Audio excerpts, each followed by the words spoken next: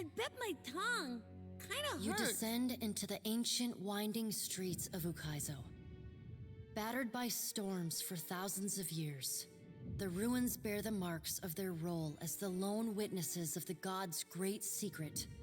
As you approach the center of the city, the weathered architecture gives way to more luminous Audra, piercing the ruins. An immense Gweathan machine floats above the monument. The only safe route to the god is a steep ascent along a monstrous pillar of luminous Audra.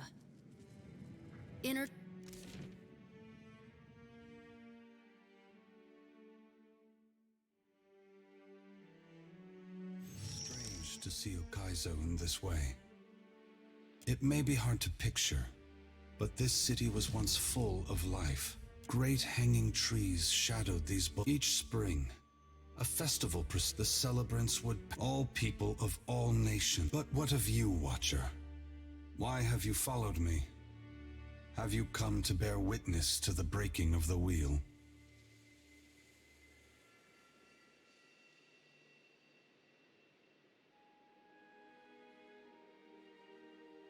Mortals are animate. Why do you? Why does Helia? I see. From where should mortals draw their inspiration? Very well. Indulge me in a moment's curiosity. There is something I wish to know about Eora. You followed me all this way, dodging and voyaging across uncharted, besting a guardian who existed to bar your trespass, with the machinations of gods echoing in your ear, and you did so on your own. That is no small achievement.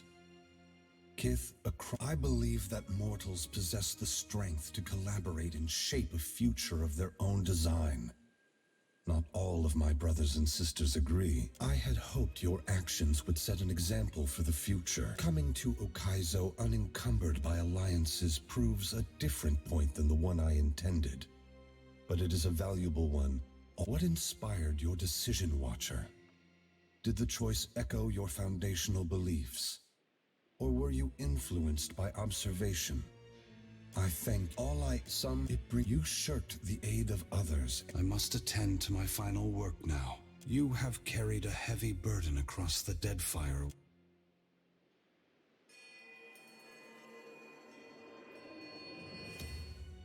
You are free now, as free as any of us can be. Many will come to you for help in the years ahead. Animancers, priests, even the gods themselves. I have great hope for you, but always remember that your future is for you to decide. Use your freedom well. Eothas squares himself to the machine. As you move to a safe distance, he draws his fist back and resumes his assault. The blows rain down with increased fervor. He returns to his task, each strike bringing with it the sound of cracking stone and twisting metal.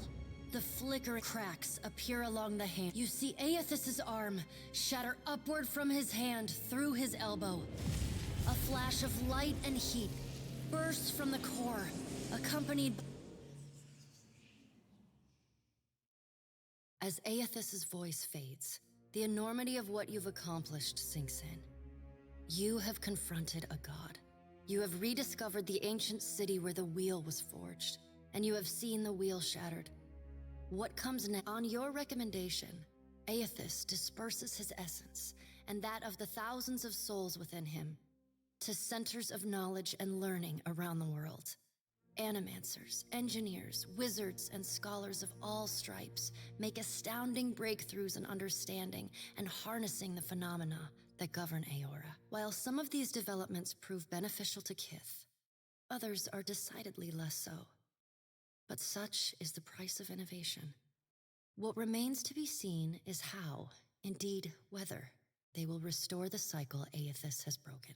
In reaching Ukaizo and facing Eothas, you have accomplished the impossible, and you have done it without the assistance of the great powers of Deadfire. Your feats capture the awe and imagination of a world that needs heroes more than ever. Some say your intervention prevented Eothas from a far worse act. With each day, your legend grows, as does the chaos in Deadfire. Ukaizo remains unclaimed, and the Efekia Channel becomes the site of a near-constant battle as the Huana and the Rawatayans vie for control of the unprotected island. The Rawatayans rely on their cannons, and the Huana call forth massive waves and beasts of the deep to sink their foes. And while they chip away at one another, the Valians and the Principi pursue their own ends with increasing abandon. Emboldened by their rivals' distraction, the Valian Trading Company seizes territory and mines luminous Audra. To support their operations, the Valian Trading Company begins shipping ever greater quantities of supplies and luminous Audra to and from the archipelago. This attracts the attention of the Prince. Despite other tensions across the archipelago, Port Maje remains a model of peaceful, productive cooperation between the Huana and the Valian Trading Company. Though they do not always agree, Governor Clario and Storm Speaker Ikawa work together for the mutual benefit of their people. As the balance of power changes in Deadfire, so too does Nekataka transform. With the major powers at one another's throats, Nekataka becomes a maelstrom of chaos. Spies and smugglers follow the flow of refugees into the city, where the pirates continue smuggling food into the gullet, and the Raparu embrace their benefactors, aiding and concealing their smuggling operations. Over time, the gullet becomes a hotbed of piracy. The loss of Skiarilifus's essence weakens the Water Shapers Guild. Their power wanes and their influence fades. The art of water shaping survives as an arcane curiosity. Your brief encounter with Letharn proves deeply influential for the children of the Dawnstars. He comes to recognize his nightmares and the scene at Hisongo as Eothas' final warning to his people.